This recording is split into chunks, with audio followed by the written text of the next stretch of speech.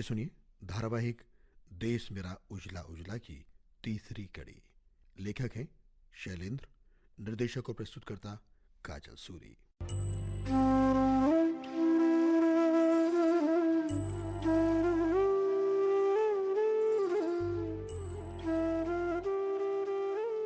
धारावाहिक के पिछले भाग में आपने सुना गांव के काइया महाजन चौधरी मुकुट बिहारी की ग्राम प्रधान से साठगांठ है, क्योंकि चौधरी ने अपने रुतबे के दम पर अपने आदमी को ग्राम प्रधान का चुनाव जितवाया है।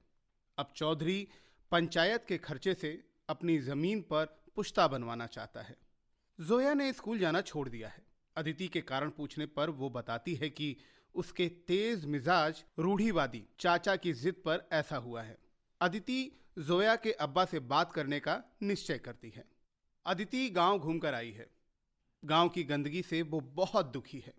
वहां स्वच्छता लाने के लिए वो स्वयं पहल करना चाहती है। उसके पिता उसके इस इरादे का स्वागत करते हैं। कुछ संकोच के बाद छोटी बहन सविता भी उसे सहयोग देने को राजी हो जाती है। और अब आगे।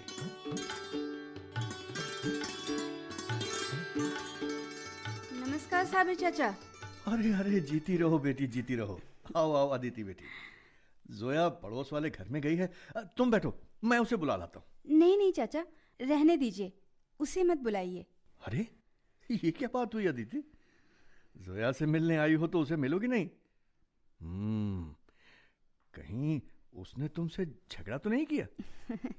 नहीं चाचा, वो क्या है, इस वक्त मैं जोया से मिलने नहीं आई, बल्कि आपसे कुछ बात करने आई हूँ। मुझसे? जी, जोया की मौजूदगी में मैं अपनी बात अच्छी तरह नहीं कह सकूंगी। अरे ऐसी क्या बात है अदिति बेटी? चाचा, मैं आपसे जोया की पढ़ाई के बारे में बात करना चाहती हूँ। मुझे पता चला है जोया ने स्कूल जाना छोड़ दिया और उसकी पढ़ाई अधूरी रह गई। हाँ बेटे, उसकी पढ़ाई बीच में ही छूट गई। लेकिन बेटा, इसके लिए वो जिम्मेदार नहीं है। दरअसल उसका स्कूल जाना हमने ही बंद करवा दिया। पूछ सकती हूँ क्यों? बेटे, मैं अपने छोटे भाई को बेहद प्यार करता हूँ। उसकी किसी भी बात को मैं टाल नहीं सकता। मैंने उसे समझाने की पूरी कोशिश की, लेकिन वो अपनी जिद पर अड़ा रहा। यही वजह थी कि मैंने उस वक्त अपनी बेटी के वजूद को नकार दिया। आज मुझे अपनी गलती का एहसास हो रहा है। जोया के मुस्तकबिल की मुझे भी चिंता होती है, लेकिन बेटी मैं मजबूर हूं। उसे फिर से स्कूल भेजकर मैं मुसीबत मोल लेना नहीं चाहता। मैं आपके हालात समझती हूँ चाचा। ठीक है, जोया को स्कूल मत भेजिए, पर उसे पढ़ाई जारी रखने की इजाजत तो दे सकते हैं। पर बेटी, ये देखिए चाचा, सभी लड़कियां पढ़ लिख कर अपना भविष्य बना रही हैं, तो फिर जोया ही क्यों पीछे रहे? तुम गलत नहीं कह रही बेटी, लेकिन बेटी, अब उसकी पढ़ाई कैसे मुमकिन है? स्कूल जाए बगैर वो कैसे पढ़ेगी? घर में उसे कौन पढ़ाएगा? मैं पढ़ाऊंगी चाचा, ये मेरा जिम्मा रहा। अरे अल्लाह तुम पर हमेशा करम फरमाए बेटी। अरे तुमने तो बहुत बड़ी बात कह दी बेटी। लेकिन बेटा, तुम भी जोया को कितने दिन पढ़ा पाओगी? कल को तुम नौकरी पर चली जाओगी, तब क्या होगा? चाचा, अभी मेरे जाने में देर है और मेरे दूर रहने के बावजूद जोया की पढ़ाई में बाधाएं नहीं आएंगी, ये मैं आपको विश्वास दिलाती हूँ। पर वो कैसे बेटी? चाचा, शायद आपने कॉरेस्पॉन्डेंस कोर्स का नाम सुना हो। हाँ बेटा। जिसमें कॉलेज गए बिना ही विद्यार्थियों को पढ़ने की सुविधा दी जाती है। उन्हें डाक से सारा कोर्स भेज दिया जाता है। हाँ, याद आया बेटी। मेरी फूफी के पोते ने इसी तरीके से पढ़कर बीए पास किया है। अच्छा। लेकिन बेटा, ये सिस्टम तो बड़ी क्लास में पढ़ने वालों पर लागू होता है। भला जोया कैसे? वो तो मैंने एक मिसाल दी है। मेरे कहने का मतलब ये है कि जोया की पढ़ाई भी इसी तरह चलती रहेगी। मैं बराबर उसका स्कूल बनी रहूंगी चाचा। अरे वाह अदिति बेटी वाह, तुम तो बहुत दूर तक सोच लेती हो। तो साबिर चाचा, जोया की पढ़ाई के लिए आपकी हाँ है ना? अरे बेटी, जब तुम उसे अपनी सरपरस्ती में ले रही हो तो फिर मेरी तरफ से 100% हाँ है। बहुत बहुत धन्यवाद चाचा, बहुत बहुत धन्यवाद। अच्छा चाचा, अब मैं चलती हूँ। अरे रुको रुको, जोया आने वाली होगी, उसे मिलकर जाना बेटी। अरे नहीं नहीं, देर हो जाएगी चाचा, उससे मिलने फिर आऊंगी। बल्कि उससे कहिएगा मैंने उसे बुलाया है, शाम को मेरे घर पर आ जाए। अच्छा ठीक है बेटी, कह दूंगा।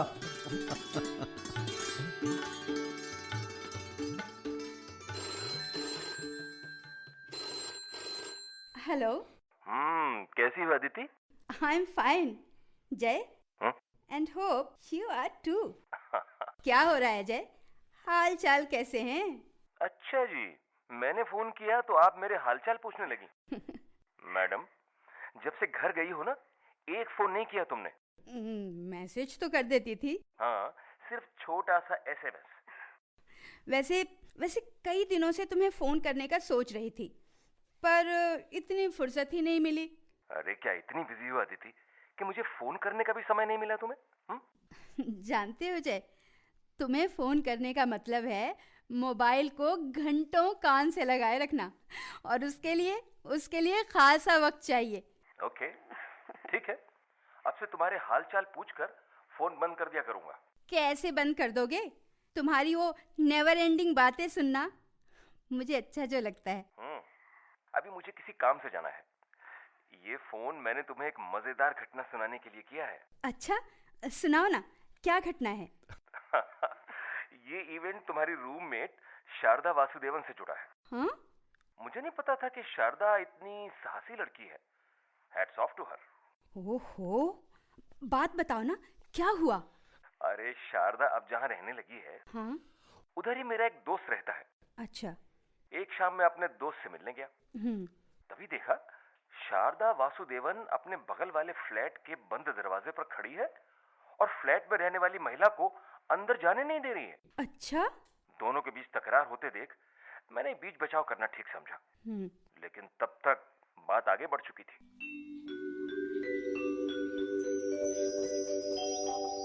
मिसेस पार्वती, मैंने बोल दिया जब तक आप उधर क्लीन नहीं करेगा मैं आपको अंदर जाने नहीं देगा। मिस वासुदेवन, तुम मुझे मेरे घर में जाने से नहीं रोक सकती। मैं कहती हूँ दरवाजे से हट जाओ, मुझे ताला खोलने दो। नहीं, मैं बिल्कुल नहीं हटेगा। पहले मैं जो बोला वो करो। Hi Sharada. Hi. Hello hello hello. ये क्या प्रॉब्लम है? प्रॉब्लम ये मिस वासुदेवन खड़ी कर रही हैं। मैं ऑफिस से थकी मांदी आई हूँ और ये मुझे मेरे घर में नहीं जाने दे रही। बताइए, ये कहाँ की शराफत है? शारदा, सुनो, आप ये क्यों कर रही हैं? मे आई नो द रीजन? कोई तो रीजन होएगा, नहीं तो मैं इतना बड़ा स्टेप क्यों उठाती? I am not mad. अजी, जरा सा कचरा इनके दरवाजे के सामने क्या चला गया?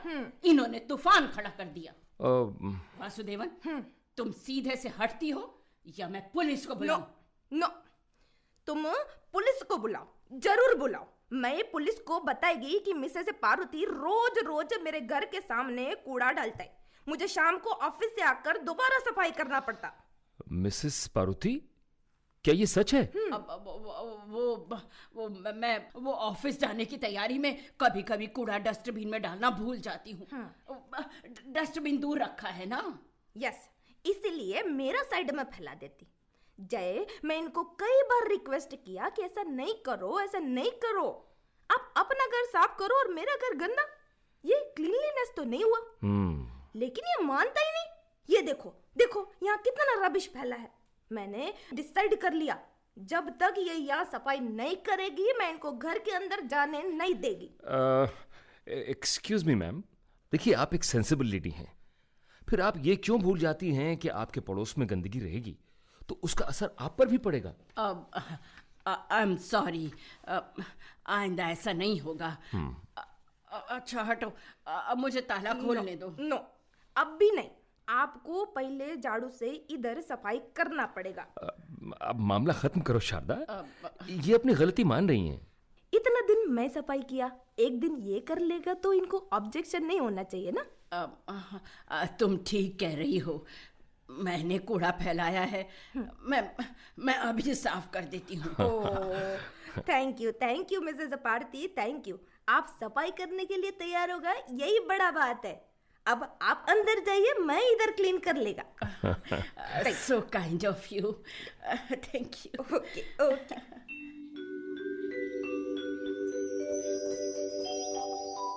अरे वाह, शारदा तो सचमुच बहुत हिम्मत वाली निकली। हाँ बिल्कुल, उस महिला को शारदा ने ऐसा सबक सिखाया जो वो कभी नहीं भूलेगी। ये जरूरी था जय। गंदगी फैलाने वाले यदि प्यार से नहीं मानते हैं तो कभी कभी सख्ती करना जरूरी हो जाता है। थैंक यू जय, तुमने मुझे बहुत अच्छी खबर सुनाई। लेकिन ये खबर सुनाने में मेरा कुछ ज्यादा ही समय निकल गया। अब मुझे भागने आ देती, ठीक है? Okay, take care. Bye bye. Sharda स्वच्छता को इतनी गंभीरता से लेती है, ये सुनकर बहुत अच्छा लगा। पर उसे स्वच्छता का क्षेत्र पूरे शहर तक बढ़ाना चाहिए। हाँ, मैं इस बारे में उससे बात करूंगी।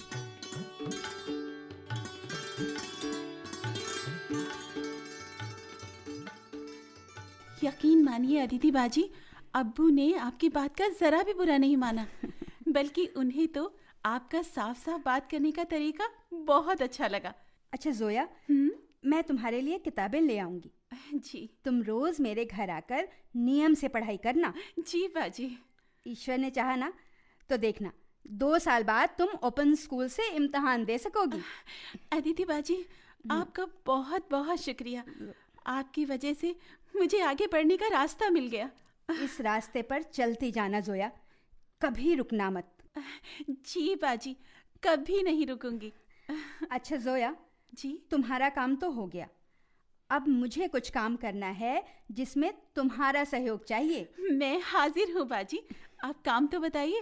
अच्छा सुनो, ये गांव हमारा है और हमें इसे साफ सुथरा रखना है। इसे स्वच्छ बनाने की जिम्मेदारी भी हमारी है। यदि हम रोज 1 घंटा भी इसकी स्वच्छता में लगाएं तो गांव की सूरत ही बदल जाएगी। आप बिल्कुल ठीक कहती हैं बाजी। गांव में जगह जगह गंदगी फैली हुई है और इसे दूर करना बेहद जरूरी है। बाजी, हमारा गांव यूं तो कई मामलों में मॉडर्न होता जा रहा है, पर इसे साफ रखने की परवाह यहाँ किसी को भी नहीं है। औरों को परवाह ना हो, हमें परवाह करनी चाहिए। जोया, मैंने प्रण लिया है, जितने दिन यहाँ हूँ नियम से गांव को स्वच्छ बनाने की दिशा में काम करूँगी। इस काम में मेरी छोटी बहन सविता भी मेरा हाथ बटाएगी। अच्छा? हाँ, मैं चाहती हूँ तुम भी थोड़ा सा समय निकालकर हमारे साथ आओ और इस कार्यक्रम में हिस्सा लो। चिंता न करो, मैं तुम्हारे लिए साबिर चाचा से इजाज़त ले लूँगी। मैं जानती हूँ वो कभी मना नहीं करेंगे। बाजी, गांव को उजला रखना तो मेरा भी फर्ज है और अपना ये फर्ज मैं पूरी ईमानदारी से निभाऊंगी। जोया, मुझे तुम पर पूरा भरोसा है।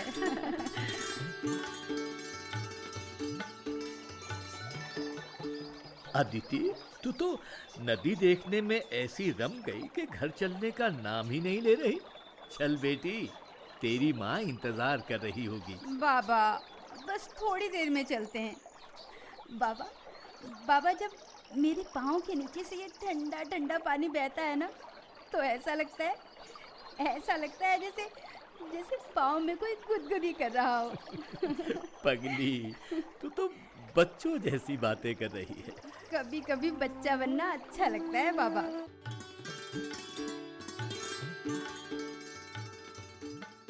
जोया। जी बाजी। देखो, इधर ढलान है, आओ नाली इधर बनाते हैं। ठीक है बाजी। तुम मिट्टी हटाती जाओ और मुझे वो फावड़ा दे दो। जी, ये लीजिए। हाँ। अरे अरे अरे अरे अरे अरे, ये तुम लोग फावड़ा झाड़ू लेकर यहाँ क्या कर रहे हो हैं? साफ साफ देख तो रहे हो कि हम गली से पानी निकाल रहे हैं, फिर भी पूछते हो कि हम क्या कर रहे हैं। अरे हमारा कहने का मतलब है कि ये गली हमारे मालिक की कोठी के सामने है, तो उनसे पूछे बिना तुम लोग कैसे यहाँ पर ये सब कुछ कर रहे हो हैं? तो अब क्या ये गली भी तुम्हारे चौधरी मुकुट बिहारी जी की हो गई? अरे भैया, चिंता मत करो, हम गली को अपने साथ नहीं लेकर चले जाएंगे। जोया, तुम अपना काम करती रहो। तुम लोग ऐसे नहीं मानोगे। हम अभी जाकर मालिक को बताते हैं, फिर देखना तुम्हारी कैसे खबर लेते हैं वो। देखो तो अदिति बाजी, क्या यहाँ सफाई करने से पहले चौधरी जी से पूछना जरूरी था? चौधरी जी आ रहे हैं। जी नमस्कार चौधरी जी। तुम? जी मैं अदिति हूँ, रविशंकर जी की बेटी। अच्छा अच्छा, जुग जुग जियो बेटी, जुग जुग जियो। अच्छा तुम ये बताओ कि इस कीचड़ पानी में हाथ पांव खराब करने की क्या जरूरत आन पड़ी बेटी? अरे गली में पानी जमा है तो होने दो, इससे किसी का क्या नुकसान हो रहा है? बहुत नुकसान हो रहा है। इस गंदे पानी में चलने वाले अपने पैरों में गंदगी के कीटाणु लेकर जाते हैं जो बीमारी का कारण बनते हैं। जोया, देख क्या रही हो, नाली बनाओ। जी चौधरी जी, आपने देखा होगा गांव की गाय भैंसे भी ये पानी पी लेती हैं। ऐसा दूषित पानी पीने वाले पशुओं का दूध कितना शुद्ध होगा, ये सोचने वाली बात है। इन सफेद बालों की कसम बेटी, मेरी भैंसों का दूध वो एकदम शुद्ध होता है। आपकी भैंसें तो VIP हैं। हाँ? वो ये पानी क्यों पिएंगी? मैं गांव के बाकी पशुओं की बात कर रही हूँ। कभी उनके बारे में भी सोचिए। सोचता हूँ बेटी, खूब सोचता हूँ। ये मुकुट बिहारी पूरे गांव की चिंता करता है। गांव में जितने कारज उत्सव होते हैं मैं कराता हूँ, मैं। अच्छा ये बताओ, तुम नौकरी तो कहीं दूर शहर में ही करोगी ना? जी हाँ, यहाँ से दूर ही जाना होगा। कब जाओगी बेटी? अभी कुछ दिन बाकी हैं, पर मैंने तय किया है कि जब तक यहाँ हूँ गांव को साफ सुथरा बनाने में जुटी रहूंगी। अरे बेटी, इस काम के लिए मैं हूं ना मैं। यहाँ की चिंता छोड़ो, नौकरी का मामला है, जितनी जल्दी हो सके चली जाओ। हरे कृष्णा अरे शंभू, तेल की शीशी लाकर मेरे सिर पर उड़ेल दे, सिर दर्द से फटा जा रहा है रे। अदिति बाजी, मुझे नहीं लगता कि आपकी बातों का चौधरी जी पर कोई भी असर हुआ है। उन्हें शायद ही गांव की सफाई की कोई चिंता है। छोड़ो न जोया, इस गांव में सारे लोग एक जैसे नहीं हैं। हम उम्मीद नहीं छोड़ेंगे और अपना काम करते रहेंगे। जी आओ शुरू करते हैं। जी बाजी। बाबा, बोल बेटी। मैंने सुना था चौधरी जी गांव के बाहुबली हैं। उनकी मर्जी के बगैर गांव में कोई पत्ता भी नहीं हिला सकता, पर मुझे तो ऐसा कुछ देखने को नहीं मिला। चौधरी जी ने कुछ ताने जरूर कसे, पर हमें काम करने से रोका नहीं। हल्का सा विरोध किया और वापस चले गए। अदिति, तू क्या सोचती है? उनसे पूछे बिना गली की सफाई करना, ये सब चुपचाप बर्दाश्त कर लिया होगा? नहीं, बिल्कुल नहीं। चौधरी बहुत घाघ है, बाहर से मीठा और विनम्र बना रहता है, लेकिन भीतर ही भीतर बदला लेने की चाल सोचता रहता है। अच्छा, पर हमने तो उन्हें नुकसान पहुंचाने वाला कोई काम नहीं किया। उन्हें अपनी भैंसों को नहलाने का इतना शौक है तो गौशाला में नहलाएं, पीने के पानी को गंदा ना करें। तू ठीक कह रही है बेटी, तूने कुछ गलत नहीं किया। तुझे किसी से डरने की जरूरत नहीं। अरे इसे डरने की जरूरत नहीं, पर तुम्हें तो डर होना चाहिए। बेटी तो बाहर चली जाएगी, मुसीबत तो हमारी आएगी ना। तुम इसे रोकने के बजाय और बरगला रहे हो। पता नहीं तुम्हें कब अकल आएगी। इसे ये सब करने को मैंने नहीं कहा था रामेश्वरी। ये जो कुछ कर रही है अपनी इच्छा से कर रही है। हाँ, इसके स्वच्छता अभियान शुरू करने की मुझे सचमुच खुशी है। माँ, इस अभियान के लिए तो मुझे तुमसे भी इजाजत मिल चुकी है। वो तो मैं 100 बार दे दूंगी। पर अदिति, तू ये बता, तुझे ये अभियान शुरू करने के लिए उस मुए चौधरी के पशु ही मिले? अरे इतना बड़ा गांव है, कहीं और अभियान शुरू कर देती। माँ, हमारा अभियान पूरे गांव में चलेगा। अब ये तो संयोग ही समझिए कि शुरू में ही चौधरी जी से मुठभेड़ हो गई। अदिति, तुझे उसकी फितरत का पता नहीं। वो परले सिरे का कुचाली है।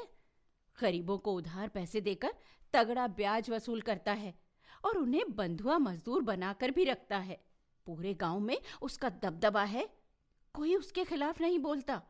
और तुम 3 लड़कियां जाकर उसी की गली साफ करने पहुंच गईं। ये तो वही बात हुई ना कि आ भैंस मुझे मार। रामेश्वरी, कहावत तुमने बिल्कुल ठीक मौके पर बोली, पर कहावत है आ बैल मुझे मार, भैंस नहीं। तुम्हें दीन दुनिया का कुछ पता भी है? चौधरी के पास भैंसे हैं, बैल नहीं। माँ तुम चिंता मत करो, हम उधर झांकेंगे भी नहीं। देख लो अदिति के बाबा, मेरी बेटी कितनी समझदार है। और एक तुम हो। अदिति आ बेटी, जरा पुदीना छांट दे, चटनी बनानी है। अच्छा मम्मी, आ रही हूँ।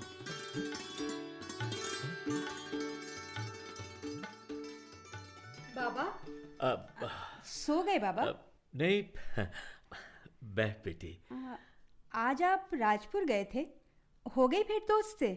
हाँ, ब्रिज किशन तो मेरा इंतजार ही कर रहा था। अच्छा, बड़ा अच्छा लगा मिलकर। वो आपके बचपन के दोस्त हैं ना? हाँ, जब हम नेकर पहनकर कुश्ती करते थे। बेटी, बचपन की दोस्ती ही असली दोस्ती होती है। बड़े होकर तो स्वार्थ आड़े आने लगता है। अब ब्रिज किशन से मिलना कभी कभार ही होता है, फिर भी हम खुद को एक दूसरे के नजदीक पाते हैं। अच्छा बाबा, अगली बार आप ब्रिज चाचा से मिलने जाएंगे ना, तो मैं भी आपके साथ चलूंगी। हाँ, जरूर चलना। और बेटी, तू सुना, कैसा रहा दिन? आज किस तरफ गए थे तुम लोग? आज कहीं नहीं गए बाबा, मन ही नहीं हुआ। क्यों बेटी, कुछ हुआ क्या? नहीं, ऐसी कोई खास बात नहीं है। मतलब कोई बात जरूर है, तो कुछ उदास लग रही है। कल की बात है, हम लोग पुरानी बावड़ी देखने गए थे। बेटी, अब तो बावड़ी कहाँ रही, वो तो गांव का कूड़ा घर बन गया। वही तो, बावड़ी की ऐसी हालत देखकर हमें बहुत दुख हुआ। मैंने सविता जोया से कहा कि यहाँ फिर से बावड़ी बन जाती तो कितना अच्छा होता। बाबा, वहाँ गांव के 2-3 आदमी कूड़ा फेंकने आए थे। मेरी बात सुनते ही ऐसे भड़क गए, कहने लगे ज्यादा नेता बनने की कोशिश मत करो, यहाँ जैसा है वैसा ही रहने दो। तूने कुछ जवाब दिया? नहीं बाबा, उस वक्त उनके मुंह लगने का कोई मतलब नहीं था। हमने सुना और वहां से चुपचाप चले आए। तुमने समझदारी दिखाई बेटी। कीचड़ में पत्थर फेंकने से छींटे अपने ऊपर ही आते हैं। खैर, अभी भी कुछ नहीं बिगड़ा। समस्या ये है बाबा कि लोगों को अपने साथ कैसे लाया जाए। अदिति बेटी, मेरी समझ में एक तरीका आ रहा है। क्या तरीका है बाबा, बताइए ना। बेटी, यदि तुम सब लोगों को इकट्ठा कर अपनी बात उनके सामने रखो तो कुछ उम्मीद हो सकती है। मेरा मतलब है, कुछ लोग तुम्हारी बात का विरोध करेंगे तो थोड़े से इस अभियान का समर्थन भी करेंगे। हो सकता है 2-4 लोग ही तुम्हें सहयोग देने को राजी हो, पर सहयोग देंगे जरूर। आप बिल्कुल ठीक कह रहे हैं बाबा। अभी 2-4 लोग ही हों वो ही काफी है, धीरे धीरे और लोग भी आ जाएंगे। अभी इतने लोगों से ही हमारे संगठन को शक्ति मिल जाएगी। आपने बहुत अच्छा सुझाव दिया है बाबा। मुझे पूरा विश्वास है लोग मेरी बात सुनेंगे, मेरी नियत को समझेंगे और मेरा साथ देने के लिए आगे आएंगे। बेटी, ये काम जितनी जल्दी हो सके अच्छा है। जल्दी ही होगा बाबा, मैंने सोच लिया है। आने वाले इतवार को मैं पंचायत घर के सामने मैदान में एक सभा का आयोजन करती हूँ और उसमें पूरे गांव को आने का निमंत्रण देती हूँ। मेरा आशीर्वाद लो बेटी, ईश्वर तुम्हें सफलता दे। थैंक यू बाबा। जी।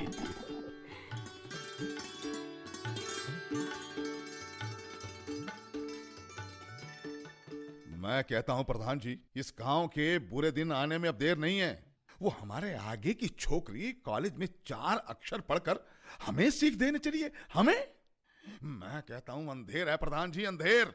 चौधरी साहब, यहाँ आप ही का राज रहेगा, आपका, जैसे अब तक रहता आया है। प्रधान जी, तुम्हारे मुंह में घी शक्कर। चौधरी साहब, आदेश दीजिए जिसके लिए आपने मुझे बुलवाया है। अरे नहीं, आदेश नहीं, विनती है प्रधान जी, वो भी छोटी सी। जी कहिए। सुना है रविशंकर की छोकरी पंचायत घर वाले मैदान में कोई सभा करने जा रही है, जिसमें सब गांव वालों को बुलाया है। आपने सही सुना है, सभा इतवार को होगी। सभा नहीं होगी प्रधान जी। मैं कुछ समझा नहीं। सभा नहीं होगी। ग्राम पंचायत के प्रधान तुम हो। तुम पंचायत के मैदान में सभा करने की इजाजत नहीं दोगे तो सभा कैसे होगी? पर चौधरी साहब, मैं तो इजाजत दे चुका हूँ। इजाजत देने से पहले मुझसे बात कर लेते। लेकिन चौधरी साहब, सभा किसी गलत काम के लिए तो हो नहीं रही। फिर मैं किस अधिकार से मैदान की इजाजत ना देता? अब भी मैं इजाजत नहीं देता तो जिला अधिकारी के पास मेरी शिकायत हो सकती थी, और एक बार मेरी शिकायत वहां पहुंची तो समझिए कि मेरी दुकान बंद। ना ना ना ना ना भैया, ना ना ना ना, ऐसा मत कहो। तुम्हारी दुकान बंद हो जाएगी तो मैं तो भूखा ही मर जाऊंगा। मेरा सारा किया कराया चौपट हो जाएगा। सभा होने दो, सभा होने दो प्रधान जी, होने दो। प्रधान जी, मैंने सुना है मेरी तरह तुमने भी कुछ चेले पाल रखे हैं। वो आप ही से प्रेरणा ली है चौधरी साहब। बड़ा अच्छा किया, बड़ा अच्छा किया भैया। लेकिन वो चेले वक्त पर काम ना आए तो किस काम के? आप उनसे काम कराओ भैया, काम। आपका मतलब है सभा में? मतलब ठीक समझे भैया। उस छोकरी की सभा में मेरे और तुम्हारे आदमी भी रहेंगे। वो लोगों को उसके खिलाफ भड़काते रहेंगे और सभा में हंगामा करते रहेंगे। नतीजा सभा फुस। सभा फुस हो जाएगी और गांव वालों को उस छोकरी के पागलपन से भी छुटकारा मिल जाएगा, समझे? निश्चिंत रहिए चौधरी साहब, ऐसा ही होगा। ये सभा होकर भी नहीं होगी। मैं आपको विश्वास दिलाता हूँ। आप ना चैन से बैठे रहिए बस। अच्छा, मैं चलता हूँ। चैन तो मुझे इतवार के बाद ही मिलेगा।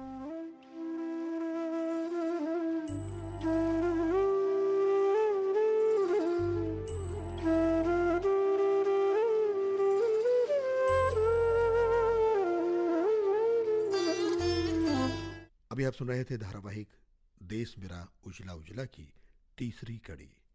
लेखक थे शैलेंद्र, निर्देशक और प्रस्तुतकर्ता काजल सूरी। भाग लेने वाले कलाकार थे कीमती आनंद, शोभना भारद्वाज, हर्षबाला, राघवेंद्र तिवारी, गोविंद पांडे, किशोर सहजानी, सुरेंद्र सागर, सविता शर्मा, कुशलात्मिका, शारदा गुप्ता, अरुण कोचर और कमल साथी।